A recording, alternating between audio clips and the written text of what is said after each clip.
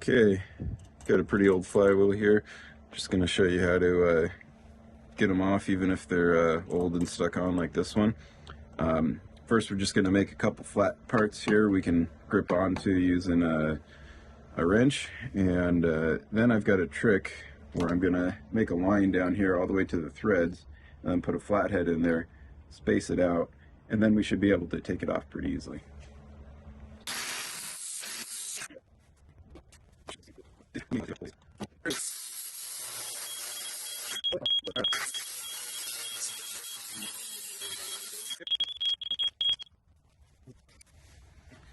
So if you got a wrench, the idea is you can have a flat end to get some leverage on when you take it off. You might not even need a wrench, to be honest. If you can get any sort of leverage at all, oh, watch out, don't step on there. It should come off fairly easily.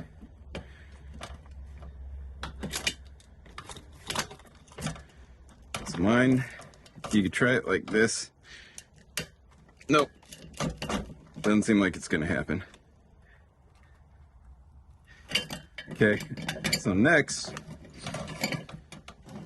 what I'm gonna do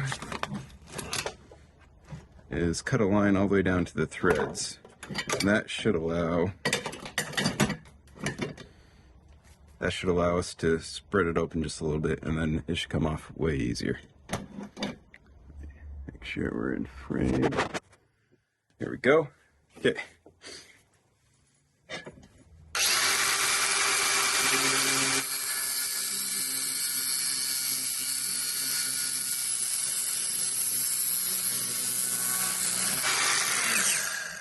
Well, I don't want to ruin my camera lens. I'm going to tilt it that way a bit.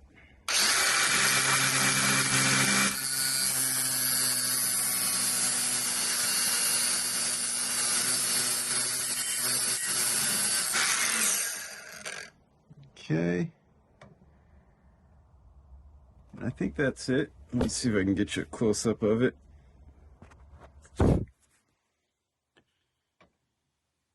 So, going down to about there. I might have to go in a little deeper, who knows. But I do see some threads, so I think we're good. So I'm going to go try to pry it out now.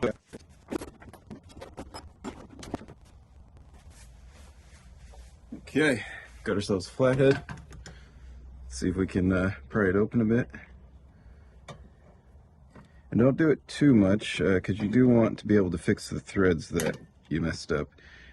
And I think that's it. Yeah. There we go. Right. We do another flat end over here, and then we should be golden.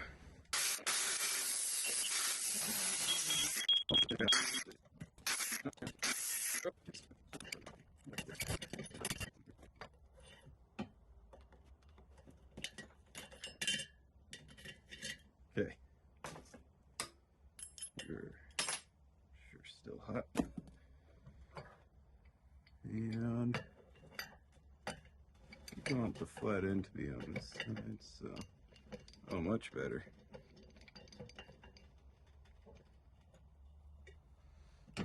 Okay, let's see if we did our job with the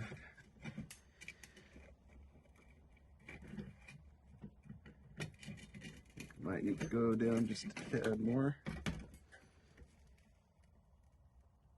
Yep. So it's not coming off too easy, which is fine. Just go in there and open it up a little bit.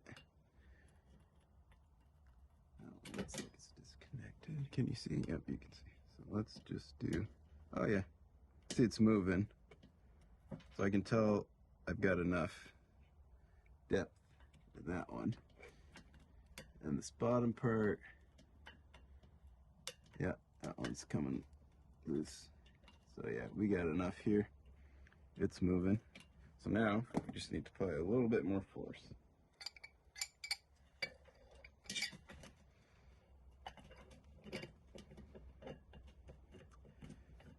I think it would be good if I can hook onto there.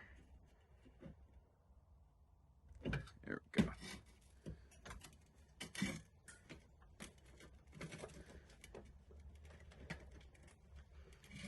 This one's rusted on there pretty good.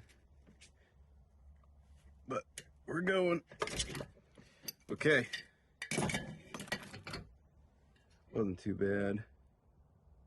It's not too hot still. And yeah. So the key is you don't want to open this up too much. Otherwise, when you're doing this part, it's not going to fix the threads that you cut into.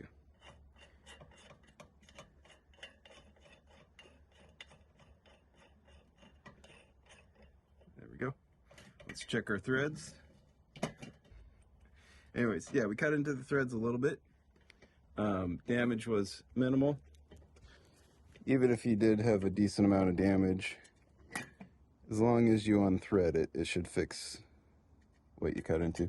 Leave this, forgot what it's called, but leave that there so the new flywheel doesn't go beyond the threads.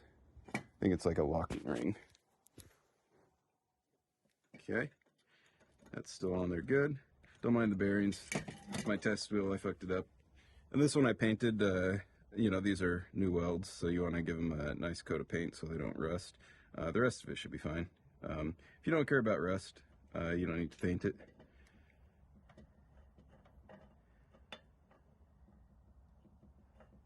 There we go. Going on like a breeze. Just make sure you don't cross thread, but otherwise, that's it. And then once you get your sprocket or pulley on, this will tighten itself because it's reverse threaded. And that's it.